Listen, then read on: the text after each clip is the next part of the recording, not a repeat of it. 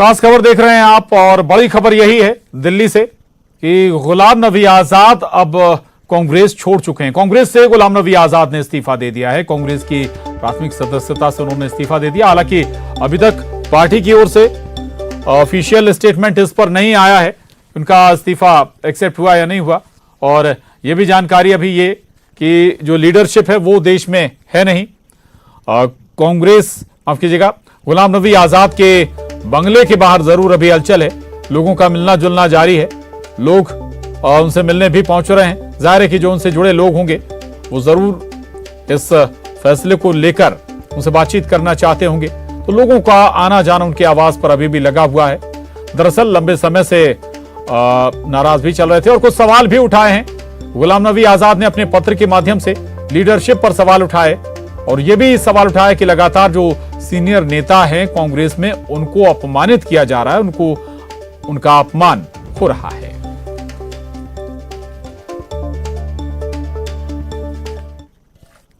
Conferences have been scheduled across the country to project the message of the Bharat Jodo Yatra.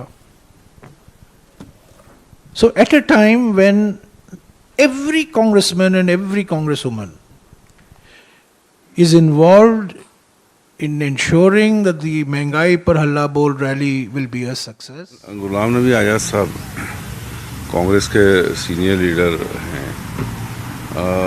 अभी वो जानकारी नहीं आई क्यों इस्तीफा दिया है और निश्चित तौर पर कांग्रेस हाईकमांड और कांग्रेस के वरिष्ठ लोग उनसे बातचीत करेंगे। और एक ऐसी शख्सियत है गुलाम नबी आज़ाद जो केंद्रीय मंत्री, जम्मू कश्मीर के मुख्यमंत्री, युवक कांग्रेस के अध्यक्ष थे जब राजीव गांधी थे उस जमाने से कांग्रेस के बड़े बड़े पदों पर रहे हैं। राज्यसभा के नेता प्रतिपक्ष भी रहे। और जब सोनिया जी को ईडी ने तलब किया था तब उन्हें टीवी पे खुलेआम स्टेटमेंट दिया था कि ये गलत है भारतीय जनता पार्टी की नीति। और ये कहा था उन्होंने पुराने जमाने में जब युद्ध होते थे तो राजा महाराज कहते थे कोई बुजुर्ग महिला या बीमार महिला हो तो कोई वार नहीं होगा, लेकिन ईडी बीजेपी उस माध्यम से वार कर रही। बहुत बड़ा स्टेटमेंट था वो अपने आप। तो मैं समझता हूँ कोई बात होंगी तो सब शॉर्ट आउट हो जाएंगी। कांग्रेस की विचारधारा से कभी अलग नहीं हो सकती। जो गुलाम नबी जी की चिट्ठी है वो एक जीता जागता सबूत है, इस बात का प्रमाण है कि कैसे भारतीय राष्ट्रीय कांग्रेस को एक मजबूत राजनीतिक दल से आज एक अड्डा बना दिया है दरबारियों का, सिक्योरिटी गार्ड का और ओएसडीज का। मुझे इस बात का दुख है कि आज कांग्रेस पार्टी को अगवा कर लिया गया है। जो तनख्वाह वाले तनख्वाही हैं, जो तनख्वाह के एम्प्लॉयज हैं, आज वो उन कार्यकर्ता पे, उन नेताओं पे भारी हो गए हैं जिन्होंने अपना खून पसीना भारतीय राष्ट्रीय कांग्रेस को दिया। कुछ तो मजबूरी होगी। मैं श्रीमती सोनिया गांधी का बहुत आदर सत्कार सम्मान करता हूं, पहले तो ये स्पष्ट कर दूं। दूसरा, आज के इतना देख के कितने और पार्टी चुनाव हारेगी, कितने और नेता छोड़ के जाएंगे, कितने औरों की जमानतें जब्त होंगी, कितने और राज्य चुनाव हारेंगे कि जो हुक्मरान हैं वो समझ जाएं कि हुक्मरान भी, कांग्रेस पार्टी भी आज इन दरबारियों की शिकार हो गई है। तो आज ये प्रश्न हमें भी चिंता कर रहा है कि क्या हुक्मरान जो टॉप लीडरशिप है कांग्रेस की, क्या वो भी इन दरबारियों की शिकार है? क्या ऐसी मजबूरी है कि एक मंडली के लिए आज एक 100 साल से पुरानी, 125 साल से पुरानी पार्टी का भविष्य, वर्तमान सब कुछ दांव पे लगा दिया? वो क्या मजबूरी है ये नहीं समझ आ रही। जवीर शेरगिल को सुन रहे थे आप। दरअसल जवीर शेरगिल बहुत स्ट्रांगली मीडिया में कांग्रेस का पक्ष मजबूती के साथ रखते रहे हैं, लेकिन उन्होंने भी पार्टी को अलविदा कह दिया था और कांग्रेस से जवीर शेरगिल ने भी इस्तीफा दे दिया था। और इसके बाद अगला नंबर वो बड़े चेहरों में वो गुलाम नबी आजाद हैं। गुलाम नबी आजाद ने भी पार्टी छोड़ दी है और उस पत्र का जिक्र भी जवीर शेरगिल कर रहे हैं जो गुलाम नबी आजाद ने कांग्रेस नेतृत्व के लिए लिखा है। क्या क्या उसमें बातें कही गई उनका जिक्र वो बार बार कर रहे हैं कि कुछ लोगों ने हाईजैक कर लिया है पार्टी को। जो सैलरीड लोग हैं उनके आधार पर पार्टी चल रही है, लेकिन जिन लोगों ने खून पसीना पार्टी के लिए बहाया उन्हें नजरअंदाज कर दिया गया। दरअसल कांग्रेस नेतृत्व पर सवाल उठाया था गुलाम नबी आजाद ने अपने इस पत्र के माध्यम से राहुल गांधी पर भी उन्होंने सवाल उठाया था। यह भी कहा कि लगातार जो सीनियर लीडर हैं, वरिष्ठ नेता हैं पार्टी के, उनका असम्मान लगातार होता रहा, उन्हें लगातार अपमानित किया जाता रहा और काफी लंबे समय से बताया जा रहा है, या जो सिनेरियो बना हुआ था उससे नाराज चल रहे थे लीडरशिप से गुलाम नबी आजाद, और कई ऐसे मौके आए जिससे इनकी नाराजगी भी जाहिर हुई। अभी हाल ही में जो कुछ प्रदर्शन हुए उसमें भी गुलाम नबी आजाद शामिल नहीं थे।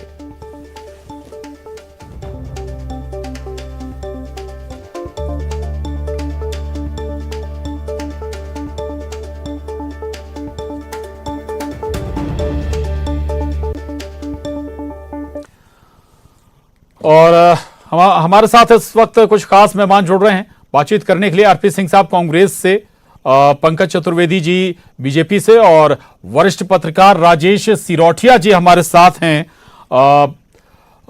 सबसे पहले मैं आरपी सिंह साहब के पास जाऊंगा।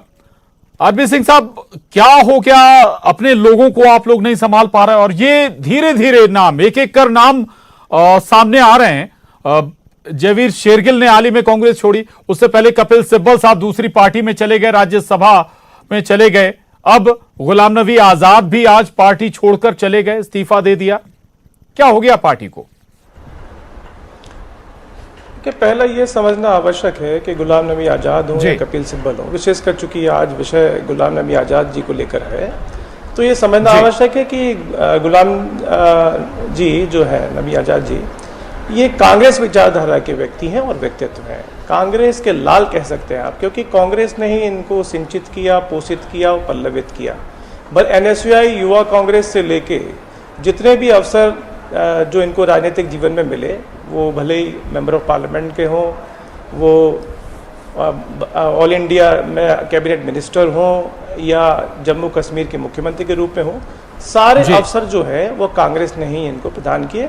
और आज जो उनकी कदकाठी है, जो इमेज है, जो स्टेचर है, या जो उनको राष्ट्रीय सम्मान भी मिला, वो सिर्फ और सिर्फ कांग्रेस पार्टी की वजह से मिला। तो पहले तो नजर हटी, दुर्घटना घटी वाली हम कोई बात नहीं करेंगे, आज भी वे हमारे लिए सम्माननीय व्यक्ति हैं।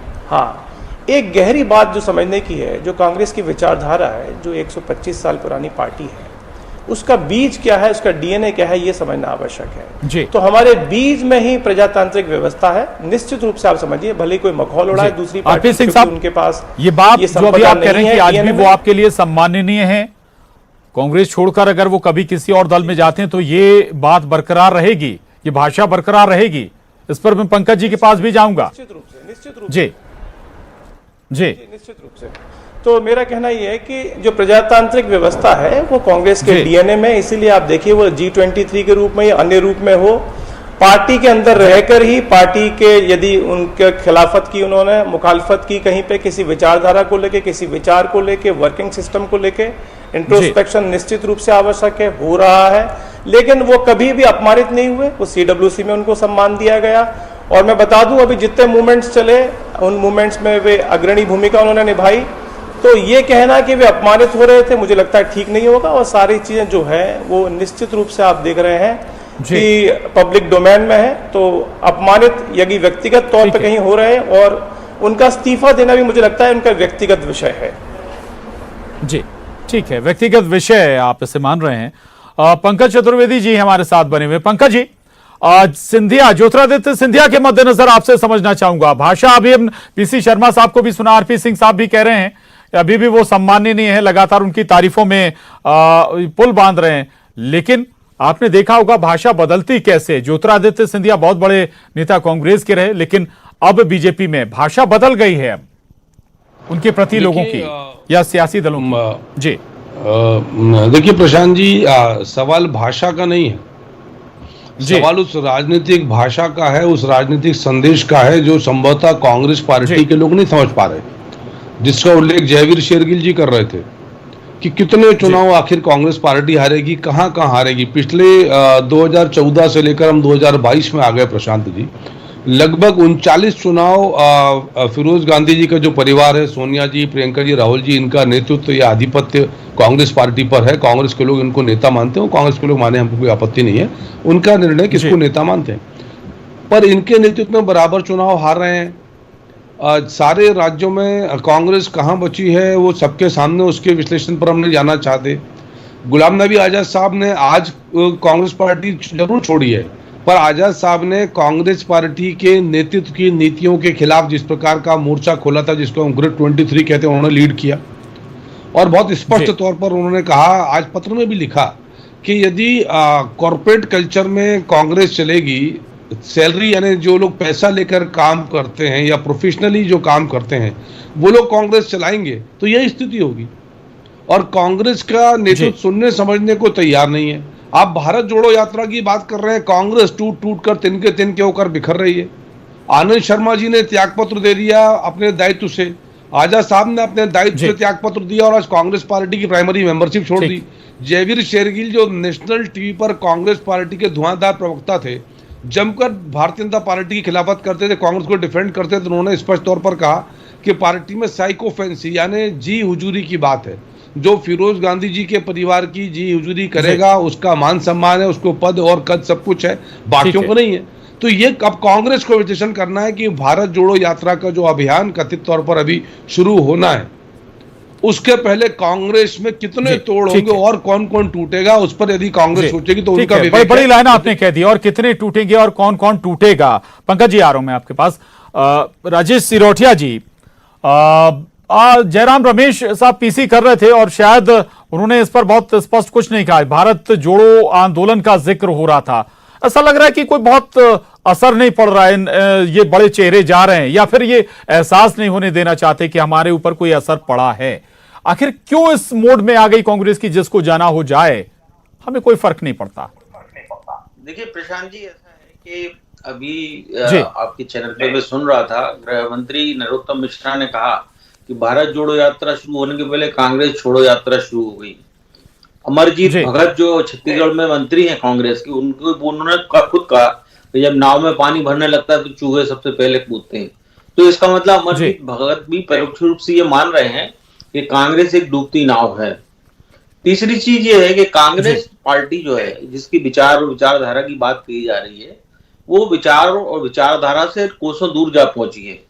कांग्रेस पार्टी वो पार्टी हुआ करती थी जिसमें दक्षिणपंथ, वामपंथ और मध्यमार्गी सोच के लोगों की अंतरधाराएं बहती थी। कांग्रेस ऐसी नदी थी, लेकिन उस नदी से जो है दक्षिणपंथ एक तरफ हो गया, वामपंथ बचा है केवल, और मध्यमार्गी भी एक तरफ हो चुके हैं। अब जो बात जयवीर शेरगिल या गुलाम नबी आजाद जी बोल रहे हैं, निश्चित रूप से कि कांग्रेस पार्टी जो है राहुल गांधी को बहुत समय ज्योतिरादित्य सिंधिया ने क्यों छोड़ा, क्योंकि ज्योतिरादित्य सिंधिया कांग्रेस को राहुल गांधी को जेएनयू की तरफ लेके आना चाहते थे, लेकिन उनके बैक ऑफिस में बैठे हुए जेएनयू के पार्ट टाइमर जो हैं, जिनको तनख्वाहिया बोला जा रहा है, सैलरीड लोग हैं, वो पार्ट टाइमर जो जेएनयू के हैं, वो उनको जेएनयू की तरफ खींच ले जाते हैं। तो ये पार्टी टोटली कंफ्यूज हो गई है और ये समझ ही नहीं पा रही है कि ये पार्टी बहुत बड़ा समंदर हुआ करती थी, सैलाब बनता था, लेकिन अब वो एक बहुत छोटी सी एक सिकुड़ती हुई एक धारा जो है वो बनकर रह गई। वो वामपंथ के उन विचारधाराओं पे चल रही है जिन वामपंथ को भारत में नकार दिया गया। केरल को छोड़कर वामपंथी विचारधारा कहीं नहीं बची है। तो ऐसी चीजों को राहुल गांधी अभी भी समझने को तैयार नहीं है। वो बिल्कुल सही बोला गुलाम नबी आजाद ने। और गुलाम नबी आजाद का जहां तक सवाल है, उनके छोड़ने से कांग्रेस के पास में एक चेहरा खत्म हो जाता है। कांग्रेस का चेहरा कश्मीर में अगर कोई था तो गुलाम नबी आजाद ही थे, तो वो आज उनके पास से छिन गया है।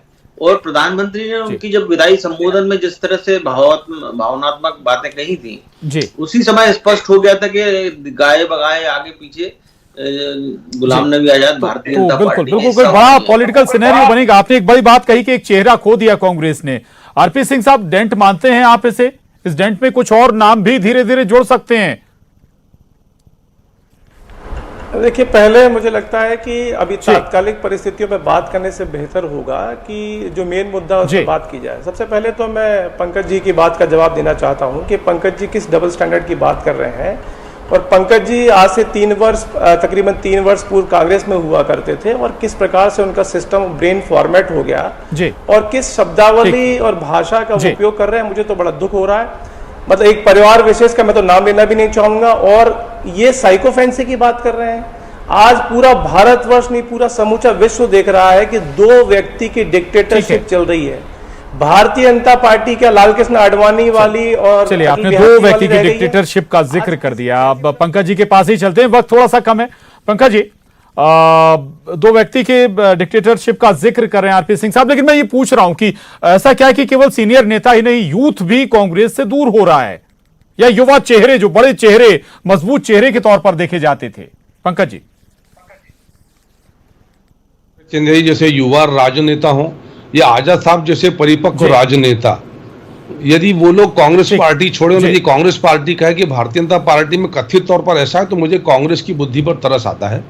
आत्मलोकन, आत्मविश्लेषण का समय है। कौन से पंथ पद और कौन से पथ पर कांग्रेस पार्टी है, ये तय करें। जिस प्रकार की राजनीतिक जी, ठीक है। माफी के साथ रोकूंगा, वक्त थोड़ा सा कम, एक छोटे से ब्रेक के लिए हमें यहां पर रुकना होगा, बहुत जल्द लौटेंगे।